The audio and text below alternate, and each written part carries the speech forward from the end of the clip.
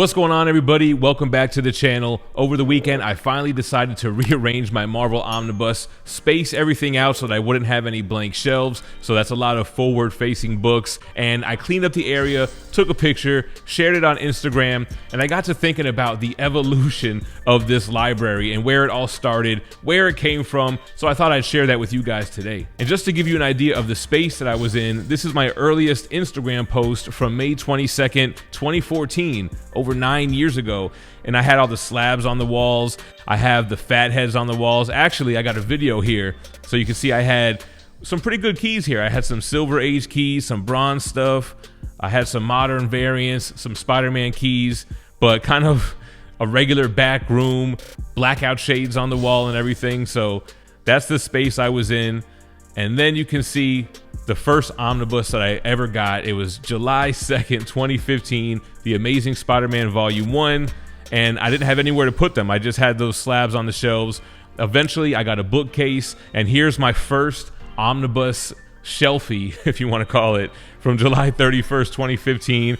Look what I put together. So I had that ASM Volume 1, got The Amazing Spider-Man by Todd McFarlane, the first two Silver Age volumes of Fantastic Four, X-Force, Infinity Gauntlet, still one of my favorites, and Marvel Zombies, which was the damaged one I recently got rid of. So earliest shelf pick. Then we're moving on to a little bit later, the following year, 2016, adding some more X-Men stuff there. Daredevil, I'm seeing some more Spider-Man omnibus. The omnibus rows have begun. July of that same year, we can see it growing, adding some DC books to the bottom, more Marvel Omnibus, some Avengers stuff, Annihilation and Conquest, but still was in just like this little back room of the house. Now, for whatever reason, I had to move my stuff out of that space, and I put all my Omnis in my front room. So at this time, the Omnibus collection has grown. I started picking up Absolutes and other large format books, but this was already full. Very cool display. It was just chilling right in the front room living area there. And then I ended up getting back into that back area of the house. It had like 2 bedrooms. So the first bedroom is what you saw in the beginning, and then this was the second room. And this one was a really clean look. This is before I started the channel, January 1st, 2017. So that same kind of IKEA Calyx display. I see we added some adamantium editions, got the posters on the wall, and actually now it's wrapping around a little bit, so it's spread out to the other wall. We had some more omnibus. I had a little Retron 5 emulation video game thing going on there, and that Donatello NECA quarter scale piece. That's what really started me off down the statue rabbit hole. And I found this picture too from 2017, February 22nd. So this is funny because it lines up with my story. The Hulk vs. Wolverine maquette is the first piece I ever pre-ordered, but I ran out and I picked up that Apocalypse premium format that you see in the back.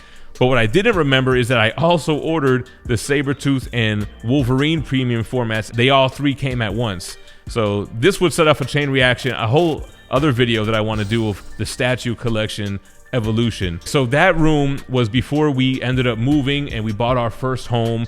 October 15th, 2017, we were in our brand new house, and you can see this setup here. We got a different carpet, we've got more Calyx, and they're all wrapping around. I've got more statues on top of the Calyx, and I have that slanted wall, which I put to good use. I put those posters on it, and it was a unique look having posters facing downward like that. I thought it really added to the video backgrounds and everything, which I would start the channel just a few days later after this. I would end up having books on the other side of the room or what have you. This was one setup that I had where it went floor to ceiling with just 6 different Calyx, and those were all my independent stuff. Then eventually I would add LED lights to the back of that display. I would even out the Calyx on the left so it was all symmetrical on the top, and this would be the display that I would use for the rest of my time at this house until we would end up moving. Here's what it looks like as we were breaking that down really quick. But all of that stuff, we ended up moving to our second home, which is this one. And if you guys were following along on Instagram or even on YouTube, we were building this place, building the library and the statue display and everything, which, like I said, I want to do that video too, show all the different statue displays that I've had throughout the years here. But I thought I'd take a little trip down memory lane. If you're going to be around this week, we are going live on Whatnot this Wednesday at 6 p.m. Eastern. We've got some fun shows Fee and I have been putting together with some affordable comics that we're going to auction, but we also do have statues and high-end stuff in the Buy It Nows. We have Sideshow Con and San Diego Comic Con next week, so it's going to be crazy. Appreciate you watching. Stay minty fresh. Peace.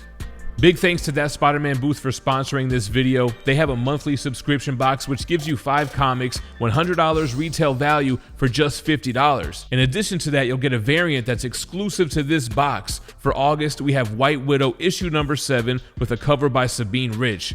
Check out thatspidermanbooth.com and subscribe to that mystery box today.